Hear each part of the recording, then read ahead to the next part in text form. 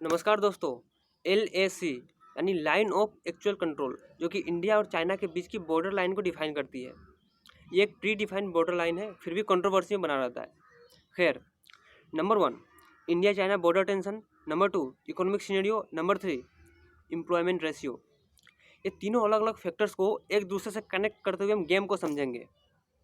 दोस्तों, कहानी शुरू होती है 1962 के इंडियो चाइना वार से, फिर बीच में छोटी मोटी कंट्रोवर्सीज, फिर 2017 में डोकलाम विवाद, फिर आज लद्दाख में बॉर्डर टेंशन। तो वन बाय वन हम समझेंगे क्या है मामला और इसके पीछे रीजंस क्या हो सकते हैं। चलिए शुरू करते हैं। दोस्तों, पिछले एक महीने से लद्दाख के गोंडवाल वैली में इंडियन आर्म फोर्स और चाइनीज़ फोर्स के बीच बॉर्डर एरिया को लेके कॉन्फ्लिक्ट चल रही थी। उसके बाद चाइना ने अपने जासूसी वाला हेलीकॉप्टर को उस डिस्प्यूटेड एरिया में चक्कर लगवाता है। इंटेंशन यही था कि वो इंडियन आर्म फोर्स की सेक्रेट पिक्चर्स को कैप्चर करना चाहते थे। उसके रिटेलिएशन में इंडिया ने अपना मोस्ट प्रोमिनेंट फाइटर जेट तेजस को बॉर्डर पे खड़ा कर दिया। मतलब वो जो कॉन्फ्लिक्ट था वो ग्रेजुअली एक वार के फॉर्म में कन्वर्ट हो रहा था। फिर उसके बाद 6 जून को एक मिलिट्री लेवल पे एक नेगोशिएशन का प्लान बनाया गया। 5 घंटे की इस मीटिंग के बाद कुछ कंक्लूजन्स निकले, पर उस कंक्लूजन्स का ग्राउंड पे कुछ खास इम्प्लीमेंट दिखा नहीं।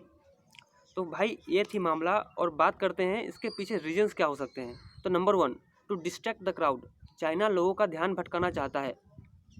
दोस्तों, कोरोना की इस वर्ल्ड एपिडेमिक के बाद दुनिया के नज़रों में चाइना इतना गिर गया है कि वो वापस उठने के लिए चाइना अपने सैनिक को बॉर्डर क्रॉस करवा के इंडिया के साथ छेड़खानी कर रहा है।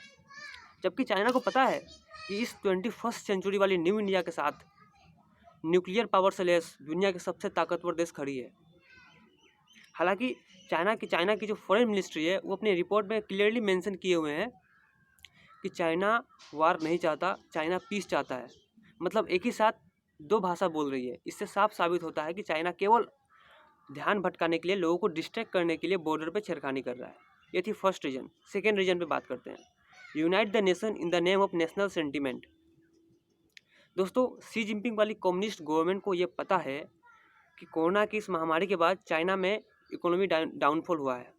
प्लस पब्लिक को भी ये पता चल गया है कि चाइनीज़ गवर्नमेंट जो है वो कोरोना से रिलेटेड काफ़ी इन्फॉर्मेशंस को पब्लिक से छुपा रही है। इतना ही नहीं, चाइना के खुद एक उद्योगपति ने इस बात का खुलासा किया है। तो इन तमाम चीज़ों के लेकर चाइनीज़ का जो पब्लिक है वो गवर्नमेंट के अगेंस्ट में और सड़क पे आ चुकी है। चाइनीज़ की एक पॉपुलर जो न्यूज़पेपर है ग्लोबल टाइम्स, उस ग्लोबल टाइम्स में वही न्यूज़ आती है जो वहाँ के गवर्नमेंट चाहते हैं। तो वहाँ की जो पब्लिक है वो बिल्कुल अगेंस्ट है, और इसीलिए चाइना की जो गवर्नमेंट है वो पब्लिक की सेंटिमेंट्स को चेंज करने के लिए, पब्लिक की परसेप्शंस को चेंज करने के लिए, एक देशभक्ति की भावना जगाने के लिए बॉर्डर पे छेड़खानी कर रहा है और इंटरनेशनल मुद्दा उठा रहा है ताकि उनकी पब्लिक एक हो सके, एकता हो सके, यूनिटी हो सके। तो ये थी दूसरी रीज़न। और तीसरी रीज़न ये भी आ रही है कि लद्दाख इंडिया और चाइना की जो बॉर्डर है उसके पूर्वी हिस्से में इंडिया जो है एक DSDRDO SDRDO एक सड़क निर्माण कर रहा है, जो चाइना नहीं चाहता।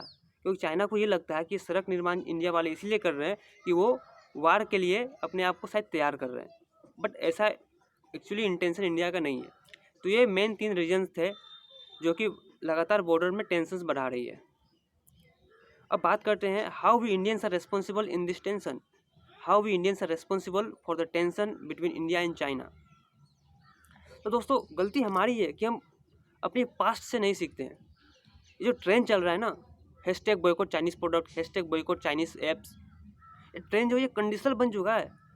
यानी बस कुछ समय के लिए ट्रेंड चलता है। जैसे 2017 में जब डोकलाम विवाद हुआ था उस समय भी ये ट्रेंड काफ़ी, ये जो स्लोगन है ना हैशटैग बॉयकॉट चाइनीज़ प्रोडक्ट, ये काफ़ी ट्रेंडिंग थी। बस 2 महीने में सब शांत। मतलब अब भाई हमें प्रैक्टिकली हर एक इंडिविजुअल को कंट्रीब्यूशन करना होगा। सोशल मीडिया वार से घंटा कुछ फ़र्क नहीं पड़ेगा। फ़र्क तब पड़ेगा जब आप कोई भी गैजेट्स, कोई भी electronic equipments made in India वाले खरीदोगे। तो दोस्तों, ये थी हमारी कुछ रिस्पॉन्सिबिलिटी। अब बात करते हैं इंडिया और चाइना के ट्रेड रिलेशनशिप कैसे हैं। दोस्तों, अगर 2016 के एक डाटा को एनालाइज करें तो उस डाटा के अकॉर्डिंग 2016 में चाइना ने इंडिया को $60 बिलियन का इंपोर्ट किया है। चाइना ने इंडिया को एक्सपोर्ट किया था $60 बिलियन का, और इंडिया ने चाइना को इम्पोर्ट किया था ओनली $9 बिलियन। यानी जो ट्रेड डेफिसिट है वो $51 बिलियन का है। इसका मतलब $51 बिलियन का जो रिक्वायरमेंट्स है वो हमने एक्स्ट्रा लिए हुए हैं चाइना से, एक्स्ट्रा इंपोर्ट किए हुए हैं। मतलब हम चाइना की इकोनॉमी में हम कंट्रीब्यूशन, चाइना की इतनी बड़ी इकोनॉमी में हमारा इतना बड़ा कंट्रीब्यूशन है। इतना ही नहीं, इतना बड़ा ट्रेड डेफिसिट जो है वो इंडिया के माइग्रेंट्स पे, इंडिया के एम्प्लॉयमेंट सिनेरियो पे कितना बुरा इम्पैक्ट डाला है वो मैं बताता हूँ। इम्पैक्ट कुछ इस तरह है कि आज 80% of India's requirement comes from China. Once more, 80% of India's requirement come from China. इसका मतलब समझ रहे हैं आप? इसका मतलब ये हुआ कि उस 80% रिक्वायरमेंट्स को मैन्युफैक्चर करने में जितना भी माइग्रेंट्स इन्वॉल्व हैं उससे इनडायरेक्टली हम एम्प्लॉयमेंट दे रहे हैं। यानी चाइना के माइग्रेंट्स को, चाइना के लेबर को हम एम्प्लॉयमेंट दे रहे हैं। मतलब हमारे इंडिया में अनएम्प्लॉयमेंट का क्या सिनेरियो है वो किसी से छुपा नहीं है, और उल्टा हम चाइनीज़ प्रोडक्ट को इतना ज़्यादा संख्या में यूज़ करके हम वहाँ के माइग्रेंट्स को एम्प्लॉयमेंट दे रहे हैं। इतनी हद तक गिर चुके हैं हम। तो वक्त आ गया है एक ह्यूज रिवोल्यूशनरी चेंज लाने का। सोशल मीडिया पे अब वक्त आ गया है ग्राउंड लेवल पे मेक इन इंडिया को प्रमोट करने का। सोशल मीडिया पे बहुत प्रमोट हो गया, कुछ फर्क नहीं पड़ा। Beat China by obeying the rule of Mahatma Gandhi, that is non cooperation movement, असहयोग आंदोलन। हम चाइना की प्रोडक्ट को कोऑपरेट ही नहीं करेंगे। हम साइकोलॉजिकल और फाइनेंशियल प्रेशर पैदा करेंगे चाइना के ऊपर, जिसका जवाब चाइना के पास नहीं है, जिसका वो रिटेलिएट भी नहीं कर सकता। वो कैसे, मैं बताता हूँ। क्योंकि आज 80% हम रिक्वायरमेंट चाइना से ले रहे हैं। इस रिक्वायरमेंट्स को हम मिनिमाइज़ करेंगे और उसको हम शिफ्ट करेंगे, उसको रिप्लेस करेंगे किसी और कंट्री के साथ। फॉर एग्जांपल, अगर आज के डेट में इंडिया चाइना से 80% रिक्वायरमेंट्स ले रही है, तो अब क्या करेंगे, उस 80% में से ओनली 20% हम चाइना से कंटिन्यू करेंगे और बचा हुआ 60% हम किसी और कंट्री से इम्पोर्ट करेंगे। क्योंकि चाइनीज़ प्रोडक्ट को हम कम्प्लीटली बैन नहीं कर सकते, ये WTO वर्ल्ड ट्रेड ऑर्गेनाइजेशन के अगेंस्ट में, पर मिनिमाइज कर सकते हैं। And this is the finest way I think. तो गाइस करना क्या होगा कि जो electrical and mechanical equipments is the top import from China, in which electrical equipments covers 34.5% of total import, and similarly mechanical devices cover 17.7% of total import. It means electrical and mechanical equipments we should replace this import from the country like Germany, Japan, South Korea and many more European countries.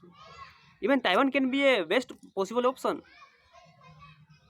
दोस्तों अब China और Taiwan की जो chemistry है उस पर थोड़ा discuss करते हैं। दोस्तों चाइना ये हमेशा से मानती हुई आई है कि जो ताइवान जो है वो चाइना का ही पार्ट है। बट अभी जो ग्लोबल रिसेशन आया है, ग्लोबल इकोनॉमिक रिसेशन आया है, कोरोना के कारण जो हालात बने हैं, इसके बाद पूरे ताइवान वाले फ्रंट फुट पे आ गए हैं। वो पूरे एग्रेसिव मोड में आ गए हैं। वो अपने आप को इंडिपेंडेंट मान रहे हैं। तो अपने आप को खुद से इंडिपेंडेंट मान रहे हैं। तो भाई अभी हमें ज़रूरत है ताइवान से हाथ मिलाने का। मतलब चाइना और ताइवान के बीच जो केमिस्ट्री चल रही है, उस केमिस्ट्री में इंडिया कौन सी कैटलिस्ट को यूज़ करके कैसे रिएक्शन होना चाहिए इंडिया का, उस पर बात करते हैं। तो मेरा पर्सनल ओपिनियन ये है कि इंडिया को चाइना से हाथ मिलाना चाहिए। उसके दो फायदे हैं। नंबर 1, चाइना के ऊपर एक साइकोलॉजिकल प्रेशर पैदा होगा। नंबर 2, ताइवान से हम इलेक्ट्रिकल और मैकेनिकल इक्विपमेंट्स का इंपोर्ट कर सकते हैं, क्योंकि ताइवान भी एक अच्छे लेवल पर एक अच्छा प्रोड्यूसर है इलेक्ट्रिकल और मैकेनिकल गैजेट्स का। और हमें प्राउड फील भी होगा क्योंकि हम चाइनीज़ प्रोडक्ट को बॉयकॉट करने में सक्सेस हो रहे हैं। तो गाइस मेरा पर्सनल ओपिनियन यही रहेगा कि चाइनीज़ प्रोडक्ट को मिनिमम से मिनिमम यूज़ करना है, और चाइनीज़ का जो एप्लीकेशन आते हैं, जो ऐप्स आते हैं, उसको बिल्कुल ही बॉयकॉट करना है। अगर हम ऐसा करने में कामयाब हो गए तो चाइना खुद तबाह हो जाएगा, क्योंकि इंडिया ने ही चाइना को ग्लोबल पावर बनाया है, और इंडिया जिसको बना सकता है उसको बिगाड़ भी सकता है। ये पावर है हमारे पास। बस ज़रूरत है अपने पावर को, अपने स्ट्रेंथ को एक राइट डायरेक्शन में यूज़ करने का, एक राइट शेप देने का। तो दोस्तों आज के लिए इतना ही। वापस लौटेंगे एक नए मुद्दे के साथ। जय हिंद।